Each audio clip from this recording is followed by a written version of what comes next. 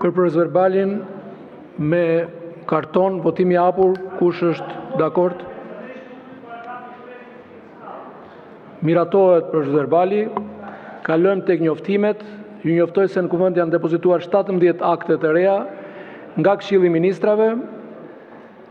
Titujt dhe çështjet e depozituara i gjeni në faqen e kuvendit në internet. Ju njoftoj se sot u mblodh konferenca e kryetarëve për të shqyrtuar projekt programin e punimeve të kuvendit periudhën 29 shtator 7 nëntor 2025 dhe projekt kalendarin e punimeve për periudhën 29 shtator 17 tetor 2025. Në konferencën e kryetarëve nuk pati mirëkuptim për projekt programin dhe projekt kalendarin e punimeve të kuvendit. Në bazë të nenit 26.6 dhe nenit 27.4 rregullores, ku në konferencën e kryetarëve nuk arrihet mirëkuptimi për programin dhe kalendarin e punimeve, kryetari i kuvendit e harton vetë dhe paraqet për miratim kuvendit në seancë plenare.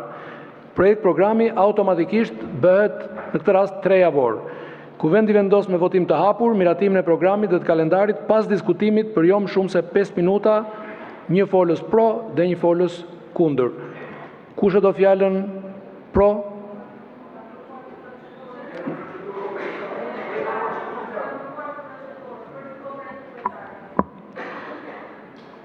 Dakor, para se të kalojmë në 2 fjalët e grupeve pro dhe kundër, zonja Tabaku për procedurë.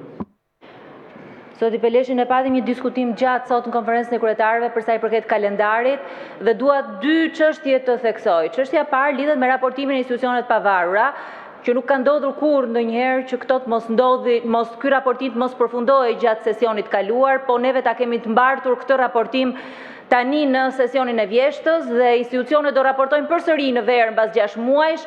Për 2 muaj kohë nuk e di se çfarë do t'i vendosim këtyre institucioneve, çfarë objektiva është për të realizuar, është praktikisht e pamundur. Së dyti, nuk ka një komision parlamentar që t'jetë mbi komisionet e tjera.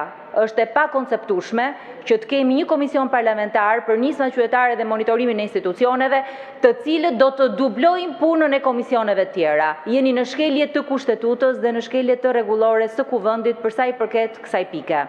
Dhe unë besoj që të gjithë kolegët këtu bijem dakord që çdo komision se çdo institucion ka një komision përgjegjës.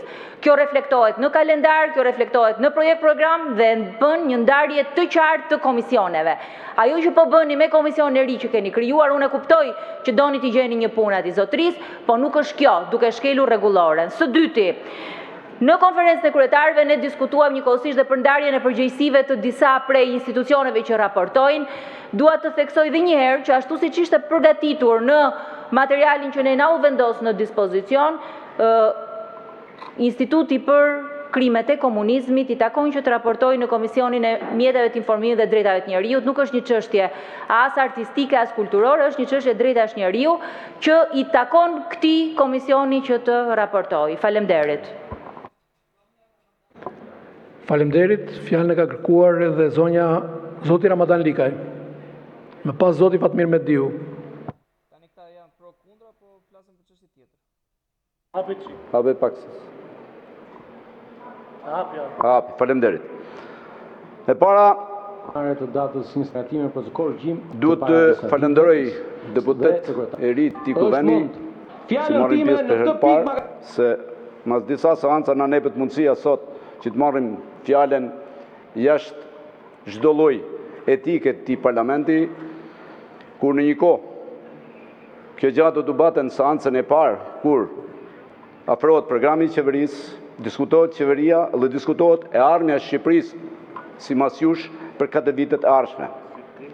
Nuk ka ndodhur ndonjëherë, zoti kryetar, ti je një politikan i vjetër, njihemi shumë herët bashkë, je kanë kryetar bashkiet, je kanë një njeri shumë i qetë, shumë i hapur, por unë nuk mund të mendosha kurrë me ndjesinë time si kryetar i Parlamentit të Shqipërisë sot të shkelsh hapur rregulloren dhe të shkelsh kushtetutën e këtij vendit. Është për të keq. E them shumë hapur që sot Kuvendi i Shqipërisë, mas disa seancave, detyrohemi ne si deputet të opozitës në mënyrë të vazhdueshme të marrim fjalën në këtë parlament për sa kohë që këtu nuk ka një normalitet. Këtë normalitet, zoti kryetar, të kërkon ty ta bësh edhe ta sjellësh në këtë kuvend. Ne nuk mund të themi që jemi kjo mazharancë, po jeni ju mazharancë. Në format tuja vazhdoni të jeni mazharancë. Por absolutisht unë nuk mund të menoj kurrë që qytetarët shqiptar duhet ta pranojnë këtë normalitet. Edhe unë kam binin e plot që as ne nuk duhet ta pranojnë. Unë mendoj që pa lanë fjalën e vetë gjykata kushtetuese, ti të rikthehesh ti normalitetit, të ktheni debatin kuvend, të jepet fjala çdo deputet i këtij kuvendi, të flasin për qeverinë, të flasin për programin dhe të vazhdojnë normaliteti. Pastaj unë besoj fort që një pjesë e kolegëve të mazharancë që kanë kënë në listë daturën tjetër e mnjofin si edhe njof. Unë nuk jam personi që krijoj konflikte, por këtë që po ta bëj thirrjen sot, po ta bëj në thirrje shumë të hapur dhe shumë miqësore. Kthej normalitetin këtij kuvendi. Edhe ti në vlerat e në respektin tanë që as edhe një herë për hir të individit, pra Zotit Rama, ti të bash notaritina. Venos personalitetin tanë siç e ke pas. Faleminderit.